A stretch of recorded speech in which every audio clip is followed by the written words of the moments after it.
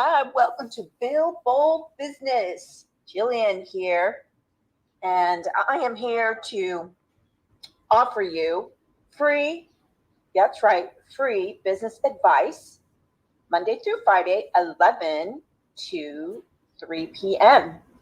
So if you have like a burning business question, I will just put my MBA hat on and get you moving in the right direction. If you're in a W-2 position and you just have a burning question about, potentially an assignment that your boss gave you, and you really don't want to go to your manager, or you really don't want to turn to a colleague and try to get clarity, reach out to me. I'll help you put you in the right direction and move you on so that you can be the stellar and kill it each and every day.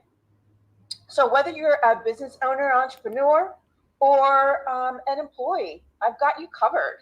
So I'm really excited. And you know that I have a passion for every business to function operationally with intention, proficiency, and care for their culture. So again, I am here Monday through Friday, 11 a.m. to 3 p.m., and I am waiting to answer any questions you might have while I'm over here building my bold business. So I'll be playing really inspirational business tips and tricks and hacks. And I hope that you find this information interesting. If you have a question, then just pop in and post your question wherever you're seeing this live.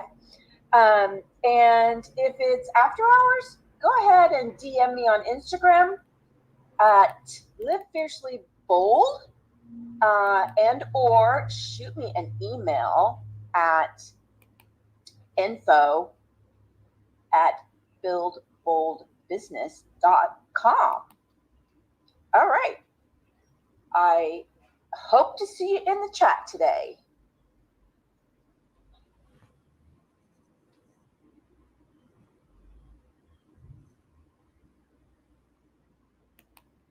Transform your business into a culture of excellence. Hi there. This is Jillian with BuildBoldBiz.com, LiveFierceLiveBold.com, and BoldNationLive.org. It is my passion to transform lives and businesses through practices that will elevate your success story. On these daily lives 11 a.m.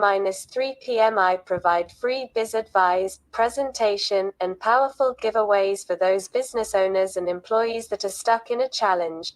Maybe you want to understand your P&L better. Maybe you want your operations to be more efficient. Maybe you want better automation to free up some time. Maybe you have been given a task at work that you need more information but do not want to ask your boss. You can find me live on Facebook, Twitter, YouTube, Instagram, and Twitch. So let's dive in. Your entire business is a system. The recipe for an excellent organization includes the right people, a good plan, the will to excel, a philosophy of continuous improvement, and high-performance business systems and processes. The resulting culture produces an organization with lasting value, one that you can sell, replicate, franchise, or let someone run for you.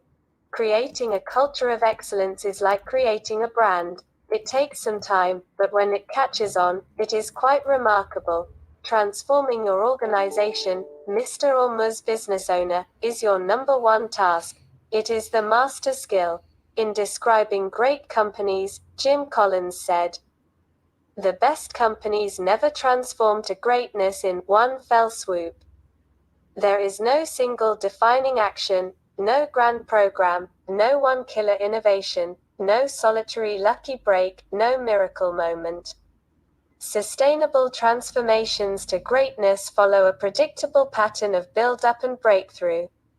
Like pushing on a giant heavy flywheel, it takes a lot of effort to get the thing moving at all, but with persistent pushing in a consistent direction over a long period of time, the flywheel builds momentum, eventually hitting a point of breakthrough, good to great.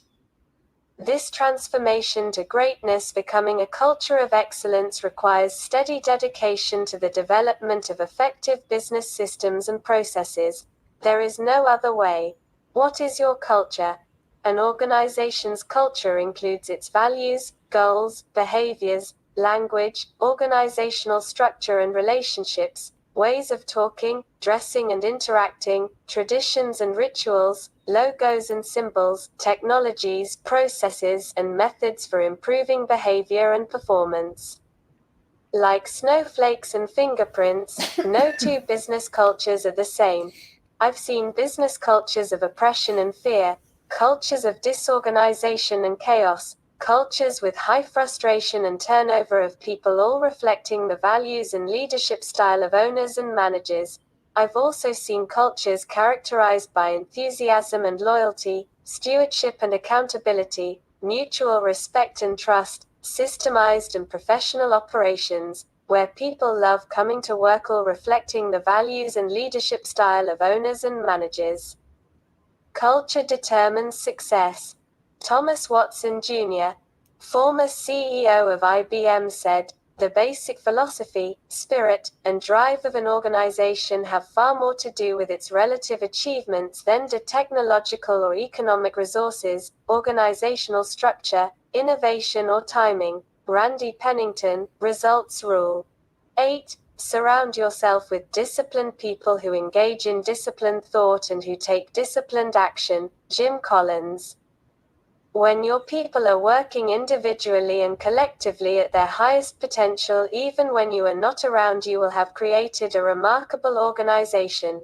You are the leader, and you set the pace. It is up to you. Break through to a high-performance culture, a culture of discipline, a culture of excellence, the natural consequence of creating effective business systems and processes. So spend an hour in the zone today, and begin reaping the benefits tomorrow. Every day you wait is costing you money, and much more. Get in the zone. Your business will never give you what you want until you get off the phone, out of meetings, away from the office, and into a quiet zone, where illumination, inspiration, and imagination produce a panoramic view of new possibilities for innovation. When you get moving in the zone, your business will progress at warp speed. You will begin to see your business as your product. You will work on the business, not just in the business. Michael Gerber. In doing so, you will create a remarkable company, one that will help you achieve your life goals. In the zone, you will be at the highest state of human performance and productivity. Something almost miraculous happens with your mind and emotions. You become energized. You function on a higher plane of clarity, creativity, and competence. You are more sensitive, insightful, and intuitive. You better understand the people, relationships, and circumstances around you.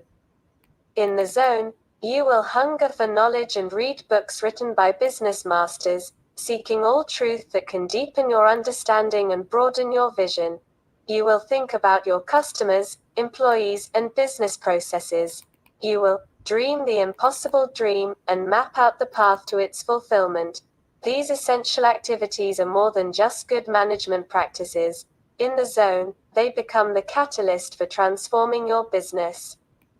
In the zone, you immediately come face to face with the brutal facts of why your business isn't all it can be. You will see specific things you can do now to solve problems, improve business processes, fuel growth, and plan for the future. You will discover how to leverage your passion to become the obvious best choice of your target customers. In the zone, you will be open to a flood of brilliant ideas. You will set priorities and concentrate single-mindedly on one thing at a time, producing an abundance of innovative solutions in a short period. Your desire to take action on these new ideas will become urgent.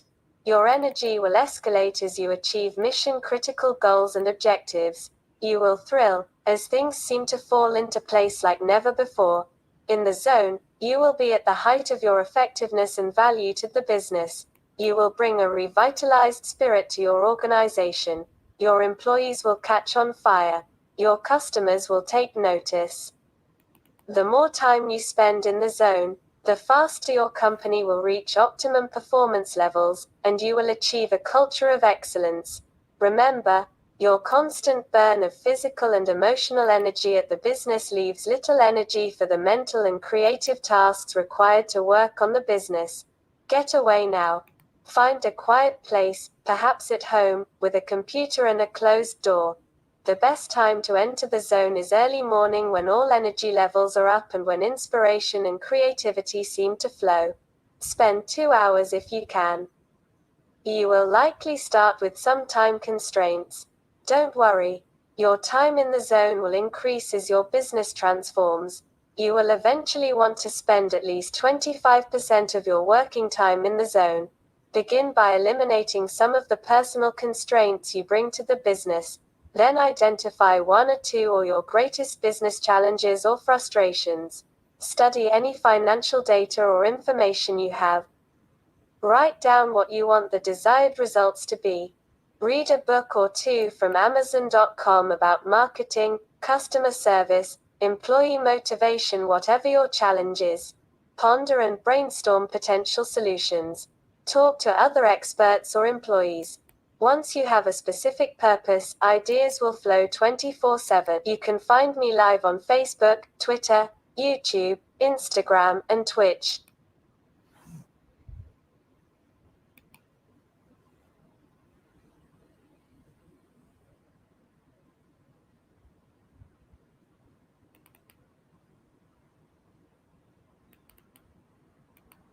People. Do you have the right people in the right seats? Jim Collins' book Good to Great rightly deserves its place on a short list of all-time business classics. Based on extensive research, yet boiled down into timeless and practical principles, Collins' book will continue to help leaders and companies for decades to come. Perhaps the most memorable quote in the book is, "You are a bus driver. The bus, your company, is at a standstill and it's your job to get it going. You have to decide where you're going, how you're going to get there, and who's going with you." Most people assume that great bus drivers immediately start the journey by announcing to the people on the bus where they're going, by setting a new direction, or by articulating a fresh corporate vision. In fact, leaders of companies that go from good to great start not with where but with who. They start by getting the right people on the bus, the wrong people off the bus, and the right people in the right seats. And they stick with that discipline: first the people, then the direction, no matter how dire the circumstances. This is not only the most memorable quote from the book, but in some ways the most surprising finding from Good to Great, that great leaders don't start with vision, but instead start with ensuring the right people are on the bus and in the right seat. But how do you put this principle into practice? To ensure you have a bus full of the right people in the right seats, you need both right people and right seat. Also, there are wider contexts than just narrowly determining if someone is a right person and in the right seat, as the two AOS tools below will explain. People Analyzer: how to determine right people. Right people share your core values, the wrong people do not. Core values are discovered during an AOS vision building session. The People Analyzer tool evaluates everyone relative to their fit against core values. Typically, a minimum bar is established that people have to be able to clear. For instance, if you have 5 core values, a determination needs to be made around how many of the 5 core values people have to consistently live out, and how many they are allowed to sometimes live out and sometimes not. If anyone more often than not consistently does not live out even one core value, then they are below the bar and not a right person. Once the leadership team has mastered the accountability chart, it is then rolled out to the rest of the organization. Supervisors meet with the direct reports to discuss how well they consistently do or don't live out the company's core values. To the extent people are not above the bar, then give them a reasonable amount of time to change their behavior. Accountability chart: how to determine right seat. Right seats are best clarified in the context of the company-wide accountability chart. To create an accountability chart requires literally wiping the slate clean in terms of current structure and roles. Begin by asking what are the major functions of the business and then the seats needed to lead each of those major functions. Once seats are determined, then clarify the unique 3-7 responsibilities for that seat. To determine if a certain person is the right person for a given seat, evaluate them against get it, want it capacity to do it. 3 yeses are required for someone to be in the right seat. Wrong person and or wrong seat issues are holding most organizations back. Having facilitated dozens of these processes to determine if the right people are in the right seats, it almost always reveals significant ways in which the organization was being held back by a combination of wrong person and or wrong seat issues. So what? Have you ensured that the bus you are driving is full of the right people in the right seats?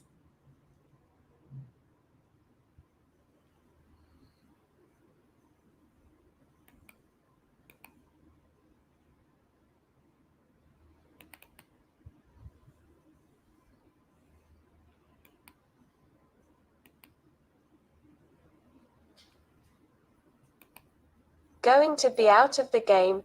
Jack Welch, former CEO of General Electric. Achieve ever-increasing value for customers. Like Six Sigma and the theory of constraints, lean thinking is an important business improvement philosophy and strategy that should be familiar to small business owners. 2 guiding principles stand as the pillars of lean thinking. First, respect people by creating a culture of learning and growth, high morale, safety, and constant encouragement to challenge the status quo. Second, develop an unrelenting focus on improvement that delivers the best quality products and services in the shortest possible lead time, thus providing maximum value to customers while driving down waste and cost. Respect people. Lean thinking puts people before products and services. For example, a new Toyota production plant starts training and developing people 2 years before they begin manufacturing. Respect for people includes employees, supply partners, and customers. Customers are not just external, but also the next person or process in a stream of operational tasks. By tapping into the wealth of experience, talent, and creativity of ordinary employees, you can create extraordinary business systems and processes. Trusting and empowering small teams will encourage continuous improvement of products, services, and business operations. Are homegrown and proficient in systems thinking and process improvement strategies and skills. They are hands-on masters of their work domain, and personally teach it to others on the team. Managers get out from behind the desk and go where the work is performed to see problems with their own eyes, build relationships of trust, foster teamwork, and help their people find solutions. Add value. Value enabling, such as accounting, purchasing, and human resource. Business. These activities are necessary to support the operation of the business. Everything else is waste that should be kept to a minimum. Typically, 80% of what is done in a business process is non-value added. Only 20% would get customers to open their wallet. For example, providing a customer with information about a product is value added because it increases their personal knowledge. Handling a customer complaint is non-value adding because no one wants to pay for problems. From 11 to 3. Installing kitchen cabinets is a value-added service. Making a return trip to replace a defective drawer handle is non-value adding. Customers don't want your mistakes to increase their cost, directly or indirectly. Lean is about doing more with less. It is based upon the premise that anywhere work is being done, non-value-added waste is being generated that should be minimized or removed. Reduce waste. Value-adding tasks in a process create a value stream. Tasks that do not add value to the customer are considered muda, the Japanese term for waste. They include such things as idle time, downtime, and waiting around, unnecessary handling, motion, movement, transport, walking, or redundancies, incorrect processing that creates defects, fix-it work, inspection and redoes, overproduction, accumulation of work in process and storage of inventory, setup, repair, checking, counting, reviewing, approving, finding, and so forth. These activities add cost to your product or service. For example, a step to touch up furniture scratched in a store delivery system should be eliminated by countermeasures that would prevent the scratches in the first place. Taiichi Ono, Toyota executive, describes it this way: all we are doing is looking at the timeline from the moment the customer gives us an order to the point where we collect the cash, and we are reducing the timeline by reducing the non-value adding waste. In a lean company, everyone develops an eye for waste. Continually improve. Kaizen, the Japanese term for continuous improvement, is a mindset and practice that encourage teamwork, standardization, mastery of the process, experimentation to find better ways, comparison to baseline accomplishments, incremental and ever-evolving change, and the ongoing improvement of customer wants and will pay for. Developing people and partners also adds value. Treat partners and suppliers as an extension of your business. Help them grow, develop, and improve. Build stable and trusting relationships. Continuously solving root problems drives organizational learning. Errors are opportunities for improvement. Problem solving is 20% tools and 80% thinking. Learn by doing is most important. Training is second, 80% hands-on, 20% classroom. The best method is training followed by immediate doing, or doing followed by immediate training. Create small teams, 5 to 6 people, and let them challenge themselves and the status quo to evolve their own practices and improvements. Make decisions slowly. Seek ideas and consensus from all of those affected. Implement decisions rapidly, but with caution. Design business systems and processes to achieve a continuous flow. Increase productivity and quality by avoiding big batches and stop-start handoffs. Do not let material, parts, and products wait in line. Standardize tasks. Use proven, repeatable methods everywhere to maintain the predictability, regular timing, and output of your processes. Allow creative and individual expression to improve on the standard. Level the workload, making it even and steady. Synchronize the pace of the process with customer demand and on-hand inventory. Work like the tortoise, not the hare. Let a process pull work from a previous process, not have work pushed upon it, overfeeding. The amount they want. Process is performing at a glance. Build into your culture the philosophy of stopping or slowing down a process to get quality right the first.